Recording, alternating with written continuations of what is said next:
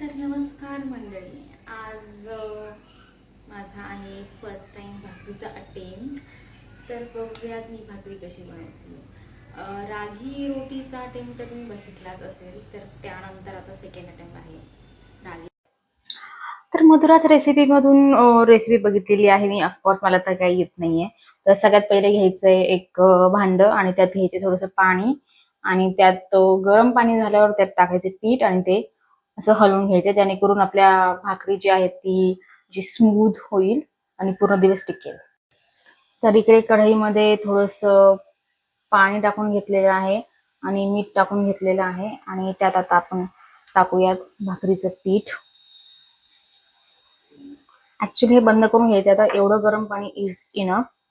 आणि गरम पाणी झालं की जेवढं भाकरीचं पीठ टाकलंय ते आणि हे असं हलवून घ्यायचंय.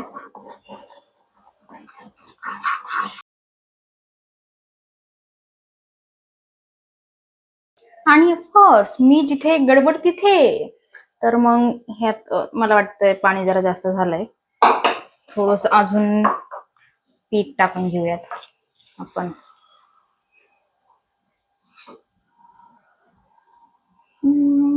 थोडी स्टाईल के साथ प्रोफेशनल.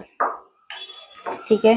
आणि आता हे थोडस मिक्स करून घ्यायचंय, एक जीव होईल आणि त्यानंतर ते मळतात वगैरे तर ते आपण करून घेऊ मळू.